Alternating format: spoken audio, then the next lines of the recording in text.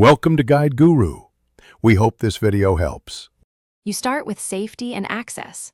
Park level, handbrake on, and disconnect the negative battery to prevent electrical shorts.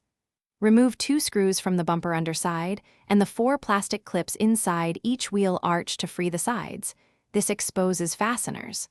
Open the hood and remove the 2 bolts at the top of the grille, then unclip the center grille tabs gently. These initial removals let you separate the bumper edges from the body without forcing or breaking plastic. Once the top and wheel arch fasteners are free, you need to handle lights and structural mounts.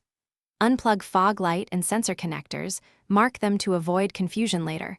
Remove their retainers so wiring moves with the bumper. Unscrew the 2 lower center bolts and the 4 side bolts that join the bumper to the reinforcement beam. With a helper supporting each side, depress the side clips and pull the bumper forward. This prevents strain on clips and stops accidental cracking of the fascia. Finally, lift the bumper off the mounting hooks and place it on a blanket to avoid scratches. Inspect all mounting tabs and clips for cracks or wear because damaged clips cause poor alignment. Check the reinforcement bar, energy absorber, and wiring harness for bends or corrosion. Replace parts if needed.